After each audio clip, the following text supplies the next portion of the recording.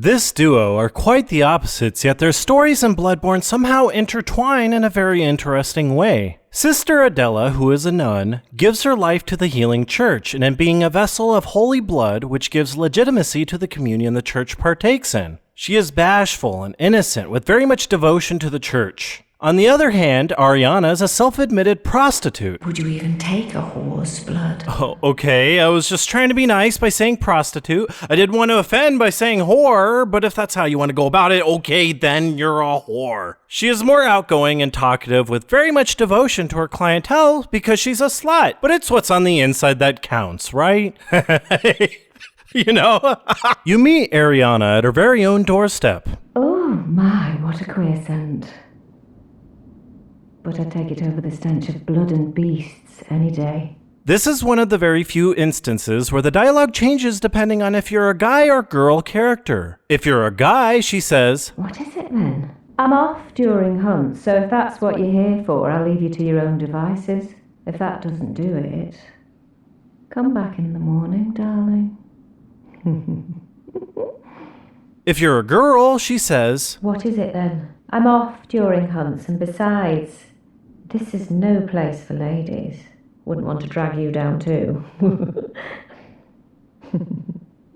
And that's interesting. She does see what she does as degrading if she's, quote, dragging you down with her profession. They go out of their way to make it obvious she's a woman of the night by tailoring her dialogue depending on your gender. What's even more interesting is how she says this line of dialogue. "What is it then? What is it then?" As you can tell, she shows much more disdain towards male characters with the way she says the line, and it's understandable. One is more questioning, while the other is more like, "You greedy bastard, just go look at porn. I'm concerned for my safety here." And come back to her later and she realizes you're a hunter and says this. "Oh, thank goodness.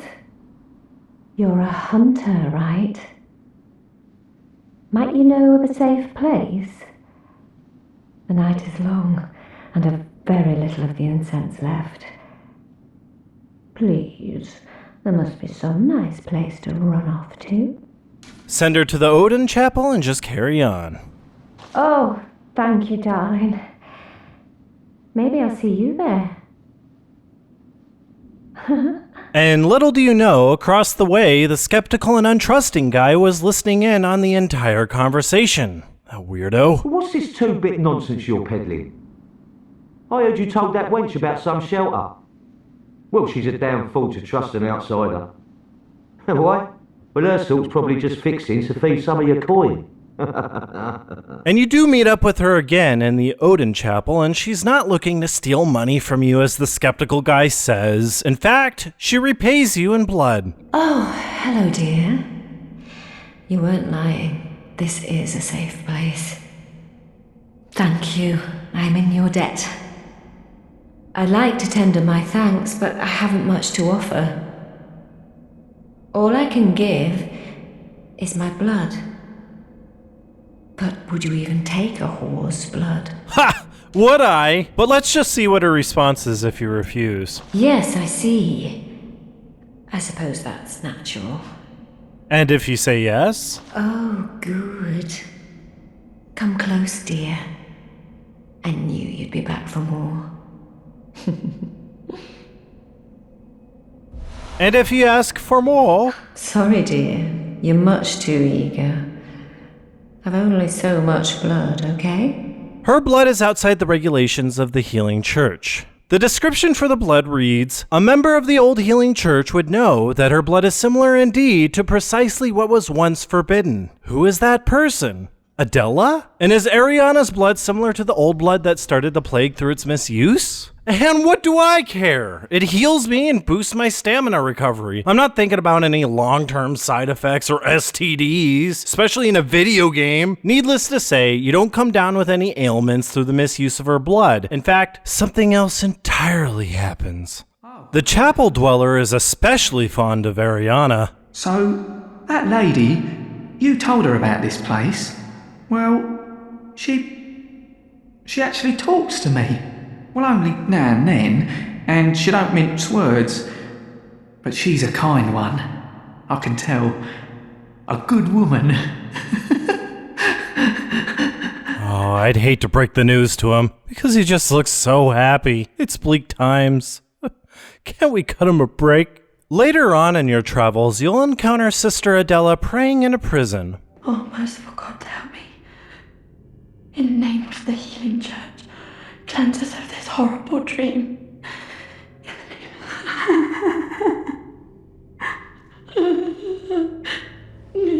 Captured by brutes just the same as you were, who actually won't trust you unless you're wearing the garb from the Healing Church. Oh, please leave me be. Don't take me, please. Oh, please, dear gods. When you approach her wearing said garb, she says, By your garb, the Healing Church, you've come to save me. Oh, thank you, dear saint. I have no words to express my relief. You can take this, at least. It's sure to please an upstanding member of the church like you. Oh, thank you so much, dear gods. Thank you so much. I was seized on the street by a hulking brute in the cathedral ward and locked up here. There were many others, but they've been taken away. And I've heard moans echoing in the distance ever since. So, the hunt is on tonight. Then the streets are perilous, and every door will be shut tight. Perhaps it isn't my place to ask, but do you know somewhere that might take me in? Like the bashful person she is, resisting sounding desperate, she tries not to come off as a bother if you refuse to tell her of any safe places. Yes, I see. I understand.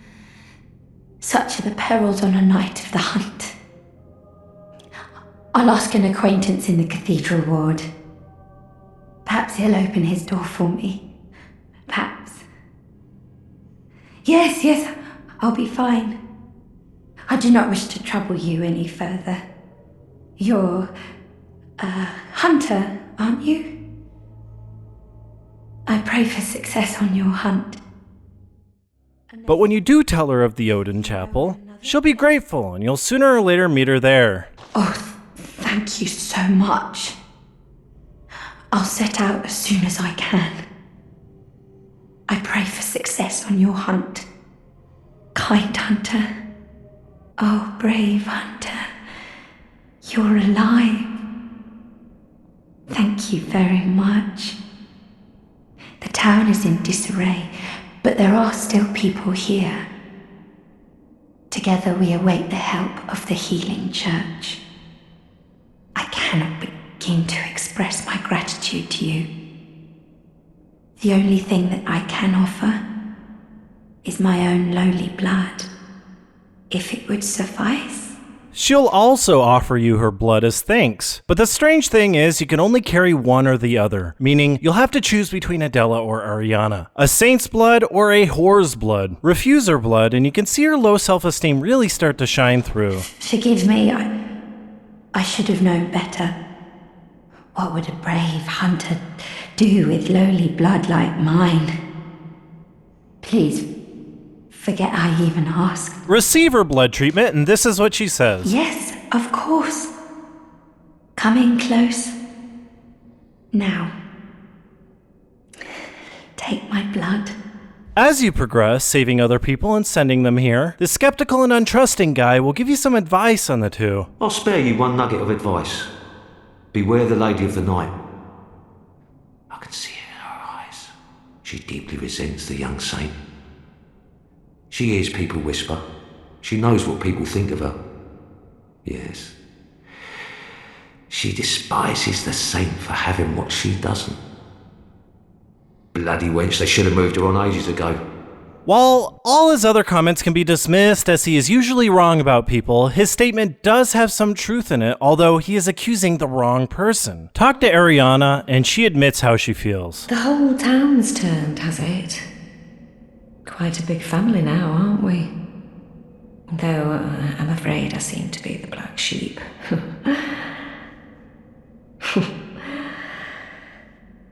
Back for my blood, I presume? Receive blood treatment? Again? Sure, I can't resist a whore's blood. Oh wow, that sounds terrible out of context. I knew you'd be back for more. The big debate at the moment is whose blood do I choose, seeing as how I can only carry one at a time. This does play out in the story. If you choose Arianna's blood over Adella's a few times while she is present, she will actually kill Arianna. The evidence of the murder is on her gloves. You literally catch her red-handed. Now it's up to you how you want to deal with her from here. What have I done? You murdered Arianna. Duh. Progressively, Adella slips into a state of madness. You can hear something off in her voice right after the murder. Oh, brave hunter, you've returned, unharmed. Don't you want to be treated with blood? I only wish to be of help. She will even offer you more of her blood. But when you kill Rom, the vacuous spider, and the red moon hangs low, the craziness inside starts to become more apparent and takes over.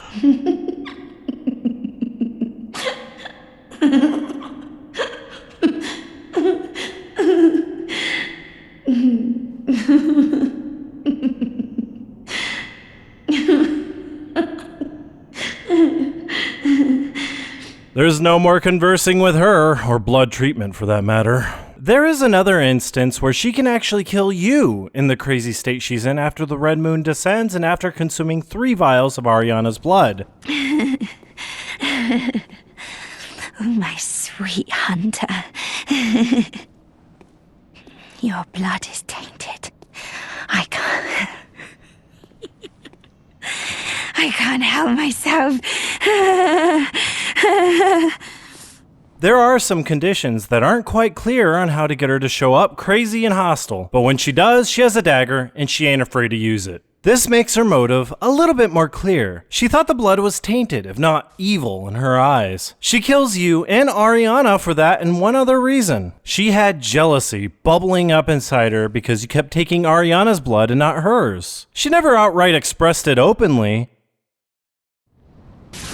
I will never leave your side. But have you noticed her spying on you every time you talk to Arianna? Over there, every time you talk to her. She watches. Well, if that ain't creepy. Okay, let's reverse time and say you didn't accept Arianna's blood, nor did you kill her. You accept only Adella's blood. She will still go apeshit crazy, but Arianna survives and Adella will no longer attack you in a fit of insanity. After the blood moon descends, Arianna changes as well. There you are. Forgive me, I'm a bit out of sorts. So, no blood today, I'm afraid. She is doubled over in great pain, and she doesn't know why, and you will no longer receive blood from her either. Oh, there's something wrong with me.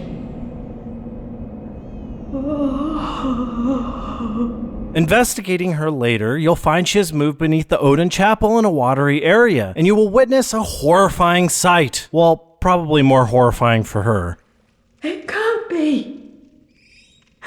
This is a nightmare.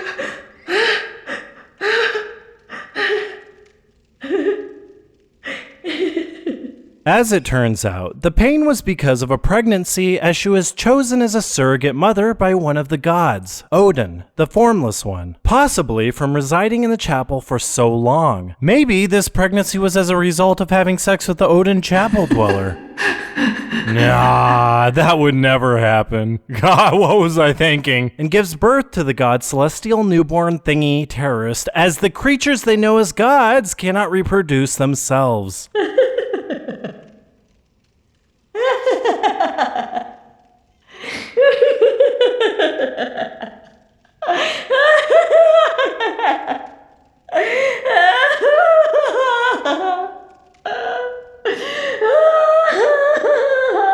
She cries and laughs in disbelief, yet she is still presumably okay. The problem is, if you want to snatch that umbilical cord for the true ending, killing the bizarre celestial baby thing will result in her death as well. But look on the bright side, you can get her shoes. That's pretty cool. I mean, they look cheap. I don't like hand-me-downs, but you get them. Well, that's everything on Arianna, Woman of Pleasure, and Sister Adella, the Nun. That wraps up both of their entire story arcs. I hope this was interesting and informative, and I'm sure you'll find my other videos on the backstory and lore of Bloodborne interesting as well. So click on the entire playlist sorted by popularity and have at it, or choose from my last 2 videos regarding Bloodborne. Be sure to subscribe for more Bloodborne lore and future videos on Dark Souls 3 when it releases sometime next year.